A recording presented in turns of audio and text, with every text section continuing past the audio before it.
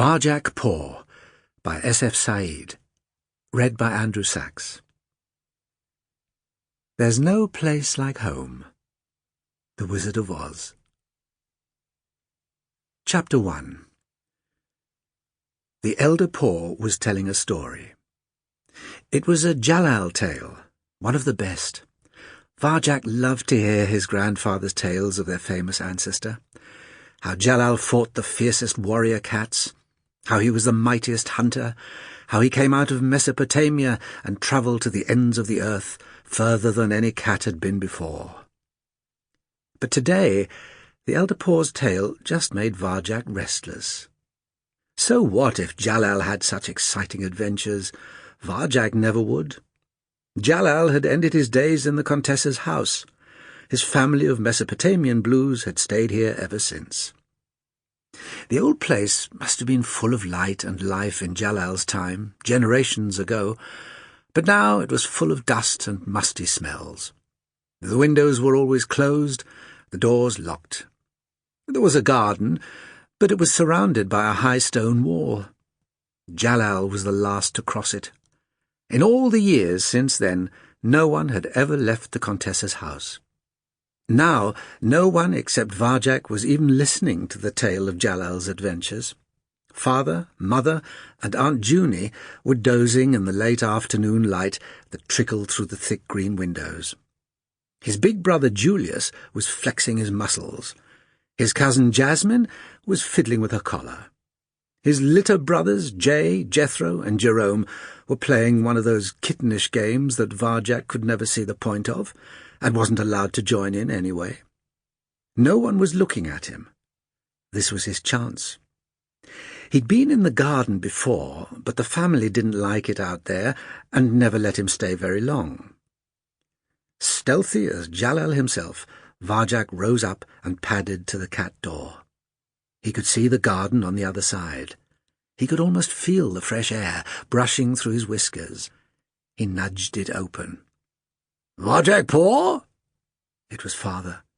"Where do you think you're going?" Varjak spun around. The tale was over. They'd woken up and seen him. But this time he wouldn't give in.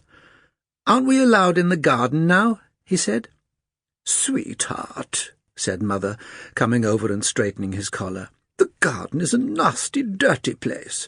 You're a pedigree cat, a purebred Mesopotamian Blue. What do you want out there?" Varjak looked around, at the stuffy furniture, the locked-up cupboards, the curtains he wasn't allowed to climb. He'd never been anywhere else, but this had to be the most boring place on earth. "Hunting," he said. "Aren't we supposed to hunt? The tales talk about—" "Tales?" snorted his big brother Julius, green eyes glinting. It was said that their ancestor Jalal had green eyes. Everyone in the family had them. Everyone but Varjak Paw. "Tales are for kittens," scoffed Julius. Cousin Jasmine giggled. Varjak bristled. "Jalal was a long, long time ago," said Mother, smoothing and grooming Varjak's silver-blue fur until he wriggled away. "Anyway, Jalal came to live in the Contessa's house for a good reason.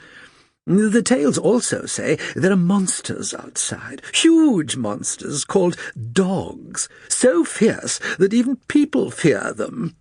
She shuddered.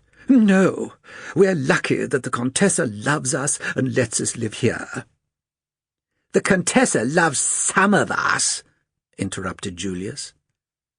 Varjak knew what was coming, and worse, he thought it might be true. "When I was a kitten," boasted Julius, "the Contessa was down here every day. She used to let me play on her lap. She made a fuss of me. But now she only ever comes down to feed us, and sometimes she doesn't even do that. In fact, we've hardly seen her at all, since that funny-looking Varjak was born." Cousin Jasmine giggled again. This time, Varjak's litter brothers Jay, Jethro, and Jerome joined in. "It's because of his eyes," added Julius. "The colour of danger. A Mesopotamian Blue whose eyes aren't green, but it's an embarrassment." That did it. Julius was bigger than him, and Sample complete. Ready to continue?